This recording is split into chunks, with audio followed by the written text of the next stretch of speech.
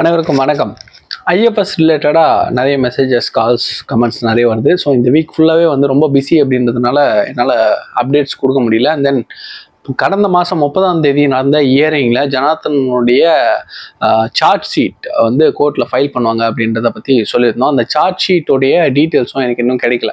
அந்த டீட்டெயில்ஸ் கிடைச்சிது அப்படின்னா அப்டேட் போடலாம் அப்படின்ட்டு இருந்தேன். முக்கியமாக இப்போ ஒரு சின்ன ஒரு இன்ஃபர்மேஷன் கிடைச்சிருந்தது, அதை பற்றியும். அண்ட் தென் எனக்கு மெயில் அனுப்பின எல்லாருக்கும் அவங்களுடைய நம்பர்ஸ்க்கு வந்து ஃபோன் பண்ணி பேசிக்கிட்டு இருக்கேன். ஸோ நிறைய பேருக்கு எனக்கு இன்னும் ஃபோன் வரல, எனக்கு கால் பண்ணுங்க அப்படின்னு சொல்லிட்டு மெசேஜ் பண்ணிட்டுருக்கீங்க, மெயில் பண்ணிட்டுருக்கீங்க.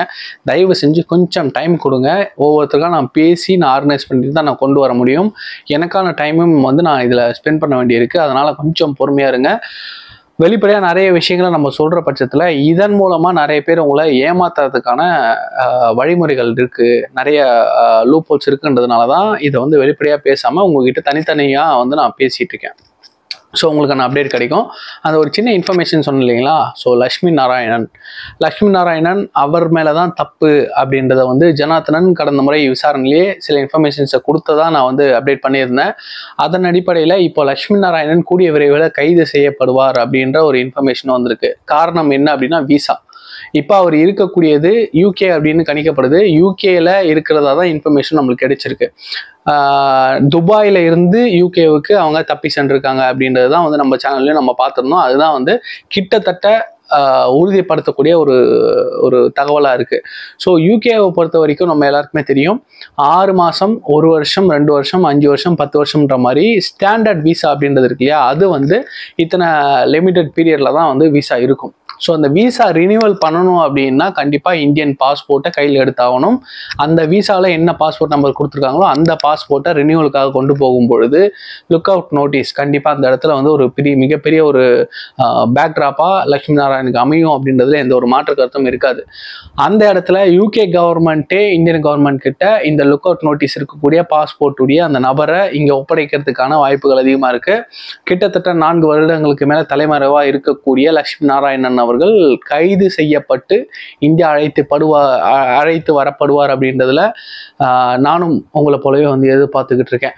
இங்கே ஜனார்த்தனன் சிக்கியிருக்காரு. ஏற்கனவே மோகன் பாபு ஒரு வீடியோ வெளியிட்டு நம்ம பார்த்தோம், நம்ம சேனல்ல கூட போட்டிருந்தோம். எல்லா தவறுக்கும் காரணம் லக்ஷ்மி நாராயணன் தான் அப்படின்னு சொல்லிட்டு அவர் ஒரு பழியை தூக்கி லக்ஷ்மி நாராயணன் மேலே போட்டிருந்தாரு.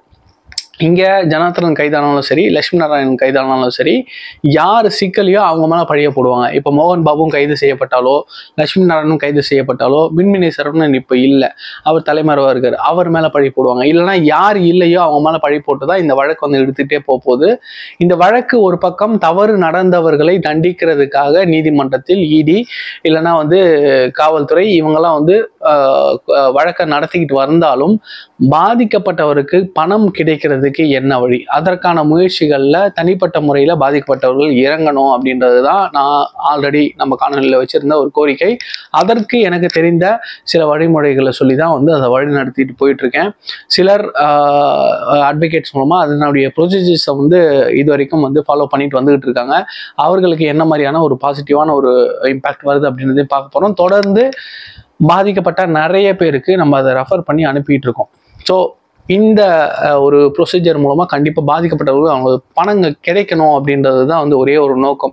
ஏன்னா பாதிக்கப்பட்டவர்கள் பேசும்பொழுது அவருடைய கஷ்டங்களை கேட்கும்பொழுது எனக்குமே வந்து ரொம்ப மன வருத்தமாக இருக்குது.